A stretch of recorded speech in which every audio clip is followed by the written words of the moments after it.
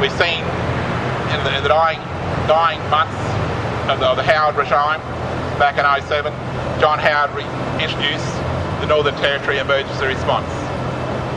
Introduced the emergency response based on this booklet that had been sent to him that was called the Little Children of Sacred Report. Howard used this report, very suspect report, because it was not based on any clear evidence. There were no affidavits, there were no first-hand accounts of the matters that were raised.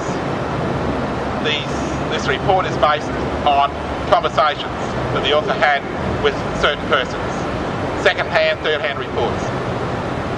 Howard used this Little Children of Sacred report to attack and demonise the Aboriginal political leadership right across the Northern Territory.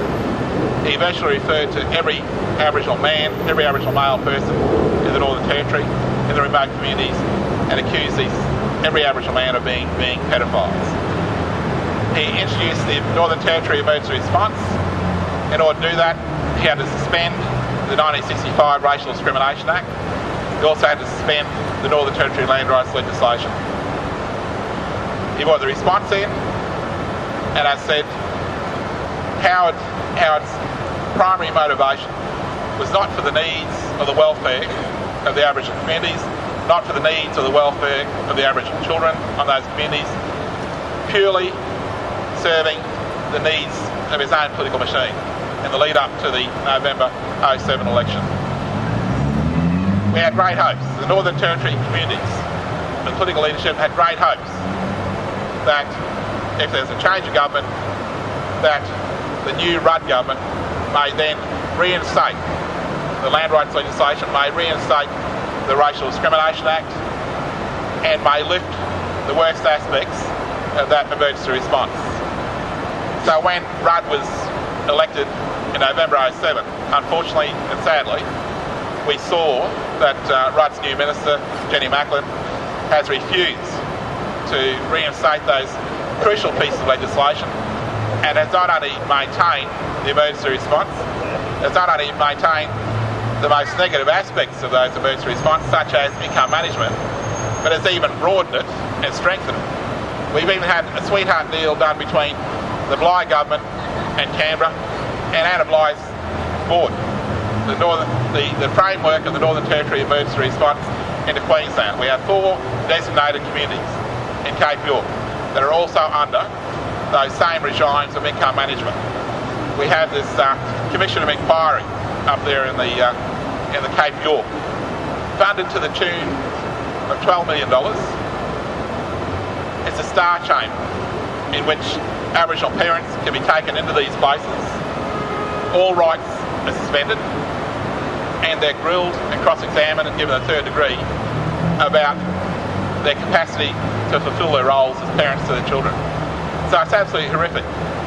And again, these are measures that have been targeted exclusively at Aboriginal people and Aboriginal families. That's why we maintained a political campaign right the way through these last 2 years to assert the rights of Aboriginal and Torres Strait Islander people to live as normal citizens within this national democracy called Australia. We're not asking for special rights, all we're asking for is equal rights. No other person on Centrelink payments in Australia has been subjected to the same form of income management as every single Aboriginal person of those 73 designated communities across the Northern Territory, or our 4 communities up in Cape York. Kevin Rudd and Jenny Macklin have made large on this claim that these measures are going to be aimed at any parent who fails these tests. Jenny Macklin has promised to reinstitute the Racial Discrimination Act. The only way she can do this and still maintain the income management is if the big bosses in Canberra make a decision, make an assessment that this is all for the benefit of Aboriginal people. And again, she's come forward with the same sort of garbage.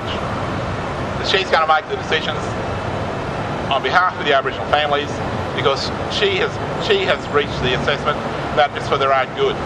This is the same sort of language that Joe Bajulke-Peterson used back in the 60s and back in the 70s. So here we are 40 years on, and essentially nothing has changed. That's why it's critical that we gather and rally and protest in places like Brisbane, Sydney, right around Australia, that the people from the communities have come into Alice Springs and into Darwin today, and they are rallying today, and they'll be marching, to send that message through to Macklin and to Rudd, state governments like Bligh, that Aboriginal people are demanding that their rights as families, as individuals, be recognised and acknowledged, that the income management regimes be removed, because we have the macabre situation where Aboriginal families are having to travel hundreds of miles now in order to use these ration cards that they've been issued with. And again, it seems though we've gone backwards in time, because generations of Aboriginal people grew up on missions reserves right across Australia, and then our families were issued every Queen's birthday. We received blankets and canned foods and ration cards every Queen's birthday. We seem, here in 2009, we seem to have gone back there, and that's just not acceptable. The government hasn't got the political will to change the course. This is why we, as ordinary Australians, have to remind them of their obligations to every single Aboriginal man, woman and child in places like the Northern Territory. And we have to assert their rights and our rights.